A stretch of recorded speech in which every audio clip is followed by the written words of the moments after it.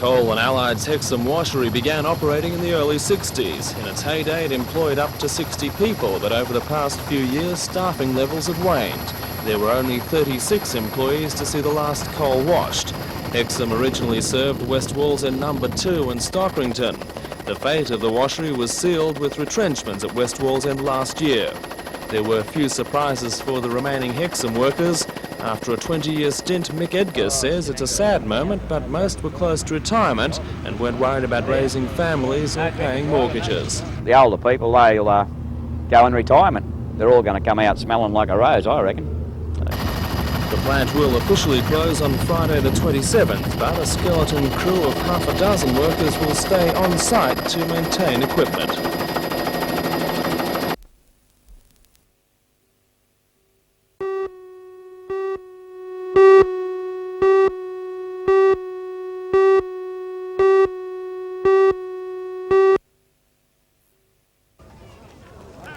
Match of the day was between front-runners Maitland and Macquarie. In a scrappy match played at Toronto, both sides bombed plenty of scoring opportunities through basic errors. One of the best players on the paddock was Maitland's Mark Blundell, who was rewarded with the game's first try midway through the first half. Macquarie's Mark Stortenbeck across for his side's first try, following some good backing up. At half-time, the score was tied 8-all, an indication the sides would be all even by full-time. The Newcastle Premiership has bunched up following this weekend's round. Maitland have the outright lead, but by just the bare point from Macquarie, Souths, Cessnock and Central, all on 8.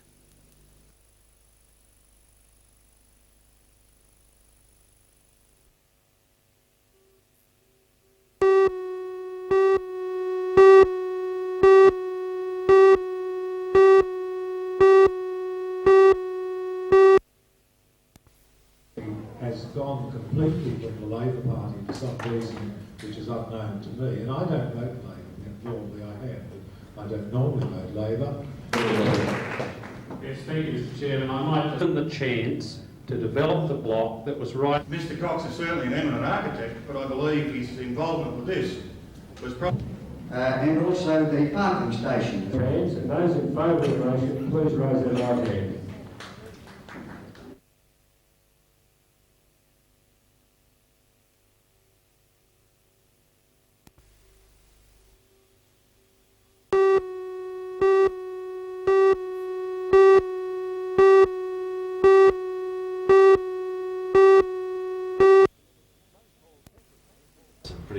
Trades Hall Secretary Peter Barrick delivered just such a message at a chamber breakfast in Newcastle this morning.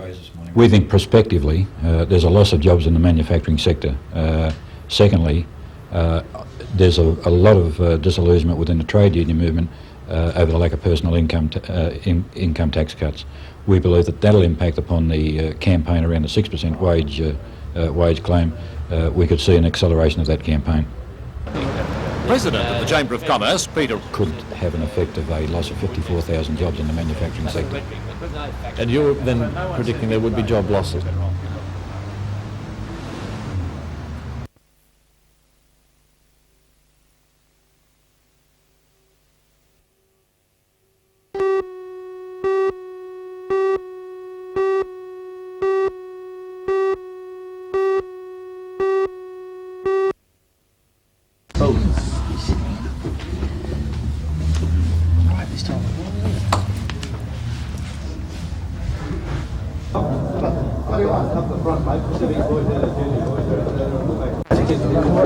I have crossed hard of it. Didn't know it was on.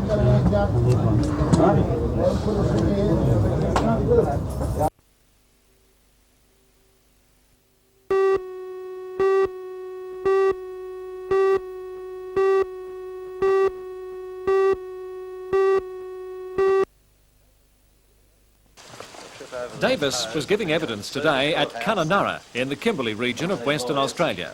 He says he worked in the Queensland pastoral industry all his adult life before joining the Sherwin Pastoral Company in Western Australia and had never seen employees pushed so hard. Mr Davis said the plumbing and sewerage at the station homesteads was often out of order and there were no leisure activities for employees after work hours. He says he and his wife, Deborah, who was employed as a cook at Flora Valley, left a few weeks before Amos and Annette's were posted from there to Nicholas and Sturt Creek stations. Amos, aged 17 of Adelaide, and Annette's, aged 16 of Binya in New South Wales, vanished from the stations in early December 1986.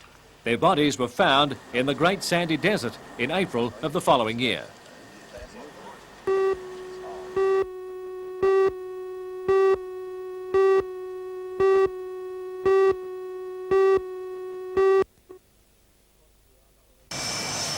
It costs the RAAF millions of dollars each year to operate its high-tech equipment.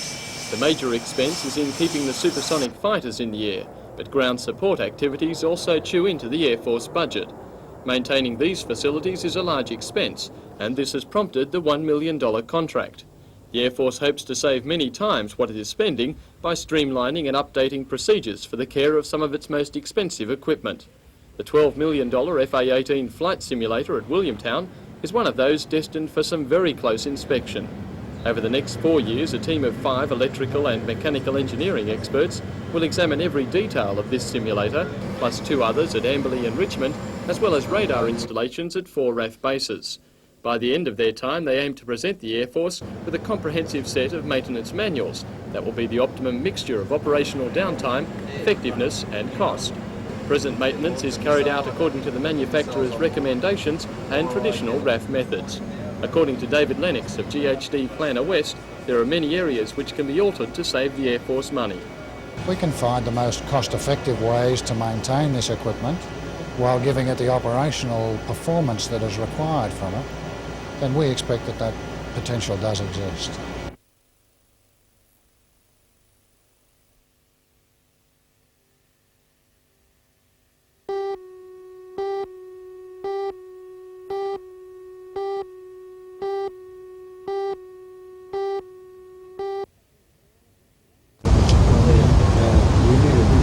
Was that cracked there before, Tom?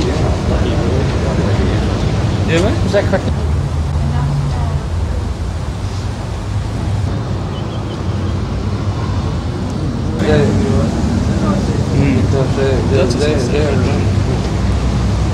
That's a strong possibility.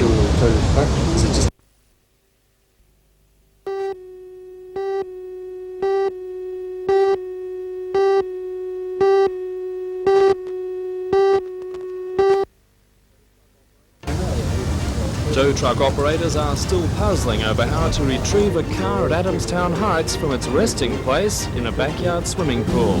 Residents of the home on Princeton Avenue rushed out last night to find the car submerged in more than a metre of water. For all the news, join us tonight at 6.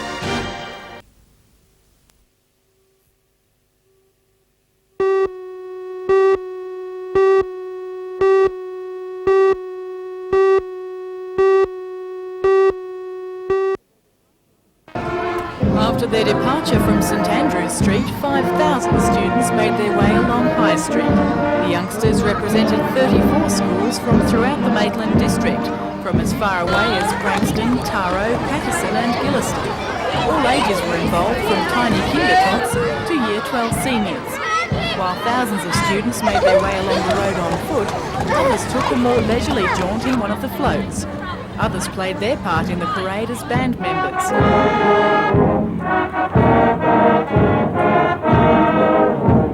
And of course, costumes were the order of the day, proving many hours of work by proud parents and grandparents. The parade was organised by the Maitland Bicentennial School Street Parade and Carnival Committee, and concluded with sports carnivals at Maitland Park and Maitland Sports Grounds.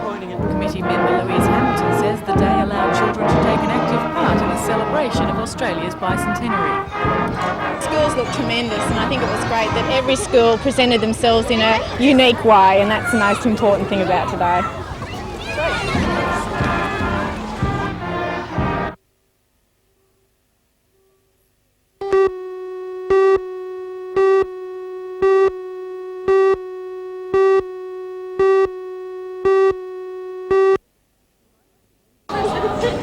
Tonight in the news, we report on plans to encourage overseas students to study at the Hunter Institute of Higher Education. Up to 10 full fee-paying students students are expected to enrol next year for the first time. For all news, join us tonight at 6.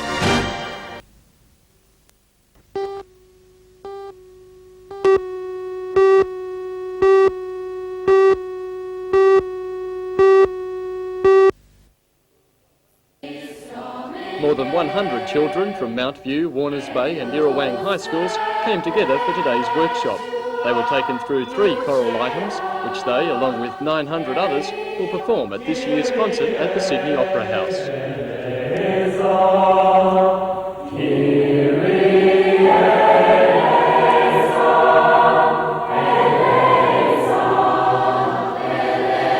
Each school taking part in the concert is learning the same 3 pieces, joining up for the regional workshops.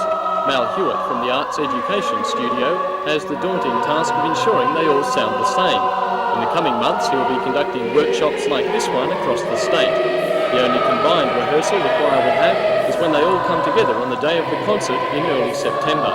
In all, 3,000 New South Wales high school students will perform at the Opera House over 3 days, each night featuring a different 1,000-voice choir.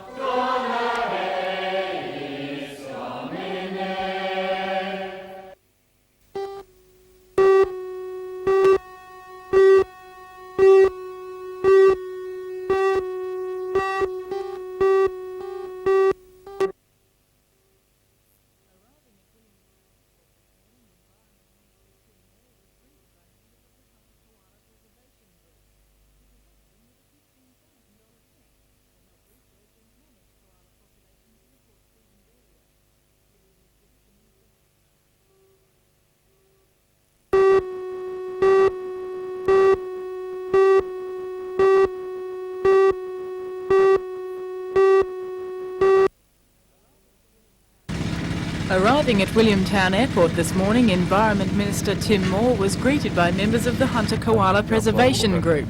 He presented them with a $15,000 cheque to help research and manage koala populations in the Port Stephens area. During his visit, the Minister had the chance to see koalas in their natural habitat at the Lemon Tree Passage Koala Reserve. The grant includes $10,000 for tree planting. It's the second major step in koala protection that we've taken in the past 10 days or so. Last weekend I put the first ever interim protection order on a koala colony to stop it being destroyed. This is the next step in what will be an ongoing program of koala protection. He says the koala's habitat is under threat.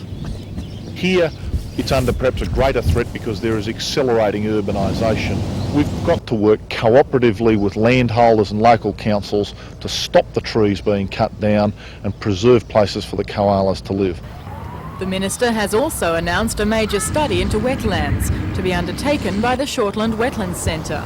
He says the centre was recognised as the prime body to do the study, which will provide the basis for policy and action to manage wetlands. Mr Moore says the study is very important. Particularly in inland New South Wales, where there hasn't been an adequate study of this nature, it is of vital importance for habitat and water quality and all of those sorts of issues.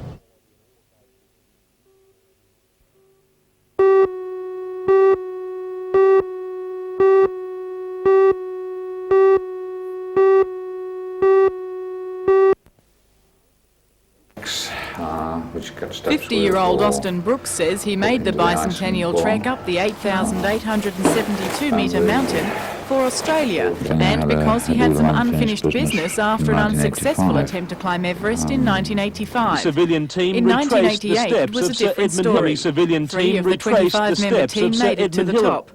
Mr Austin came within 2,000 metres of the summit.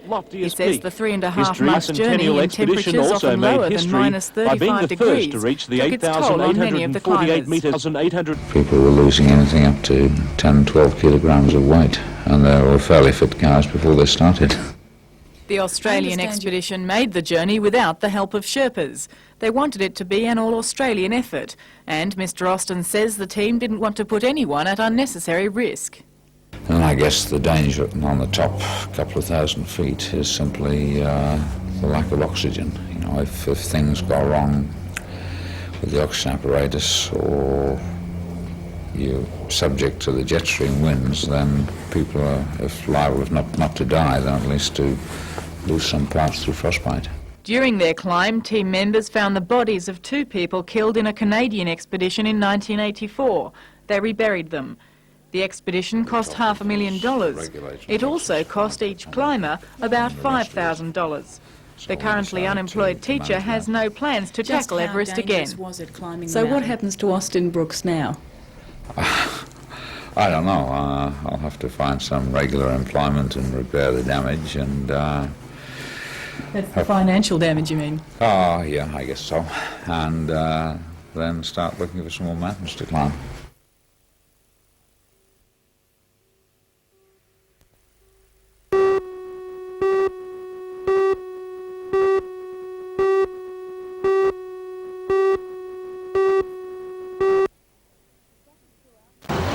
Scattered throughout China are 16 cities with universities that offer specialised studies in the metallurgical industries.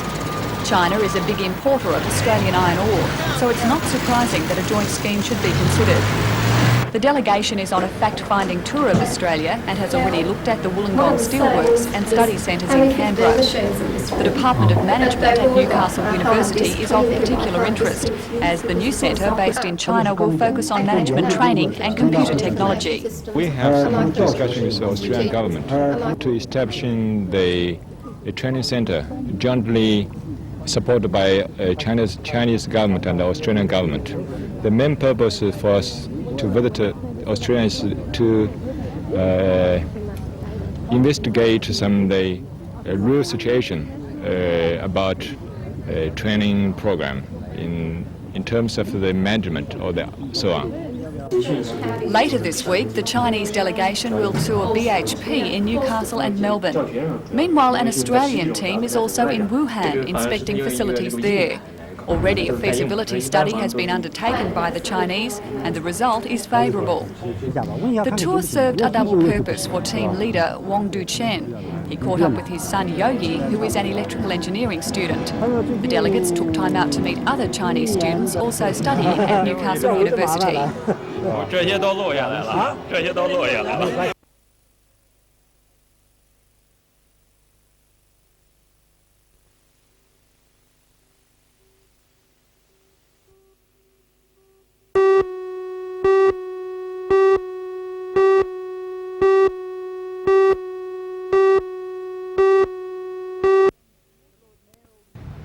The Lord Mayor, Alderman John McNaughton, said the views expressed could affect the final decision on whether or not the project goes ahead.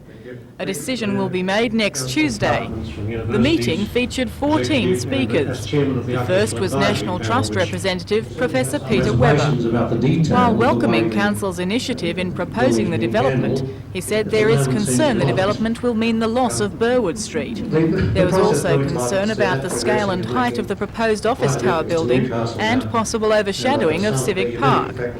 Bryce Gaudry of the Newcastle branch of the ALP supported the redevelopment of the civic site, but not the proposed 31-storey tower. He would prefer to see a lower building.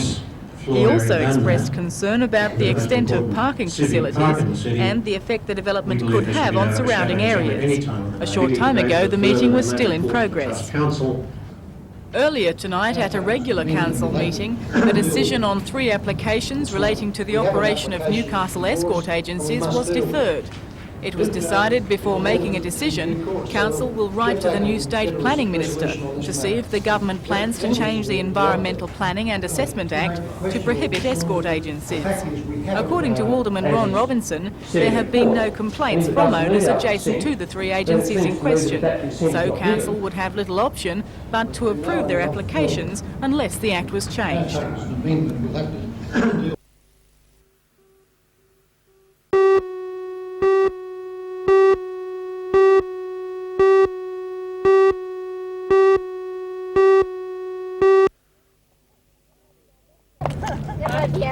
LifeSarts employed thousands of people in its 50 years of operation, and today 200 of those return to relive some of the memories. The company started in 1921 with 8 mills specialising in rolling and galvanising metals. LifeSarts soon established its name in Australia and overseas. It is perhaps best remembered for its contributions made during the Second World War. The Anderson air raid shelter, used extensively in Britain, and the Owen submachine gun were both manufactured here. In its heyday, the company employed 3,000 people in 16 manual and 3 mechanical mills.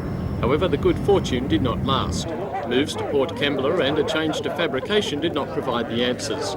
In the mid-70s, BHP bought out Lysart's English parent company, GNK, and the firm was absorbed into the big Australian, although BHP still uses the name. Many of those who worked at the firm remember it with affection, including John Turner, who in 46 years worked his way up from office boy to marketing manager. It was a family atmosphere, and right up to the manager, Mr. Parry Oakton, he regarded us all as his sort of family, you know. Another who was there for almost the whole life of the company is Harry Pearce. He also started as an office boy in 1930, but retired in 1978 as managing director, after seeing many good and some not so good decisions. Engineers were always a particular kind of a breed. They always did very precise calculations. And this particular wall that we're here is right alongside a railway line. And their first go got it about a foot too close, and the first loco that came past took it off. But we didn't like the wall much anyway, so we were quite happy to put up another one. And you spent much of your working life, or all of your working life, working for Lysart's. Yes. Is that something you're proud of? Yes, it was.